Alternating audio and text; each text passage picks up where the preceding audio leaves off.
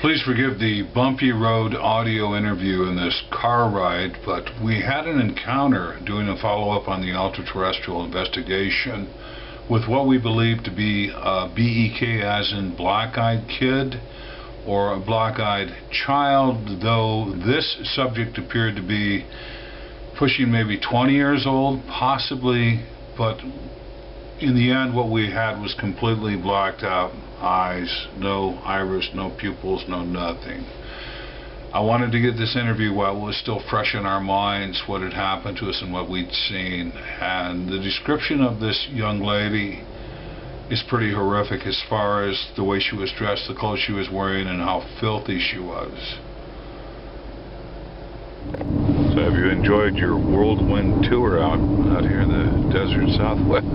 I have indeed. This has been quite a thrill ride, really. It's been a nice experience. Other than, I would think overall, and we found some really interesting tracks here and there, some really interesting signs, and some really interesting physical artifacts from the furry people doing strange things, which doesn't surprise us because they do strange things all the time. Yeah. But I want to make reference, while we've got time, is the BEK that we saw was really frightening. There's not a lot of things that scare me to the core. This scared me. Yeah, it was quite an event. I mean, slowing down and seeing the blackness of her eyes and feeling just this overwhelming sickness. I mean, that sickness hit about as fast as it took her words to hit her ears.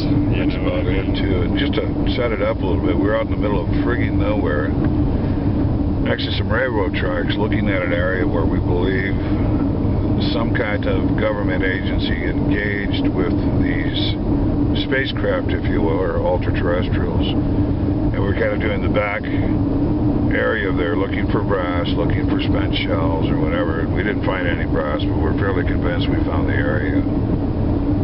And here comes this lady walking, and she, you know, if I was walking, I'd be walking on the railroad access road. She's walking through the bushes and stuff, and she's wearing heels, like 6-inch stiletto heels. Yeah, they were like that cork. Yeah. That cork stuff on it. Yeah. And denim. Yeah. But ripped and torn and just ratty and filthy. Yeah, it was really weird. And yet she, like, her face didn't look like the face of somebody that was like homeless or disheveled or anything like that. She had a piercing look to her eyes and her face, facial structure and everything. She didn't look like somebody that was in a desperation mode. And she was kind of pretty. Yeah. And I rolled the window down, and we're being polite because you're out in the middle of nowhere. And I said, "Are you okay? Do you need a ride? Is everything all good?" And I can't remember what she said. I believe she said so, and it was the way she pronounced it and everything. She said, "No, I'm fine," and it was the way that her voice sounded when she would gas up right here. And, you know, back to the clothes, the tore up denim and filthy.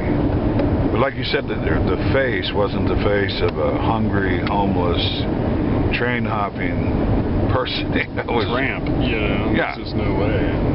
It wasn't like that. And then when I made eye contact, I mean, I got sucked in for a minute, and my brain got burnt. I don't know how else to describe it, and then you got nauseous, and I don't think the driver of the vehicle realized how fast we wanted to get the hell out of there. Yeah.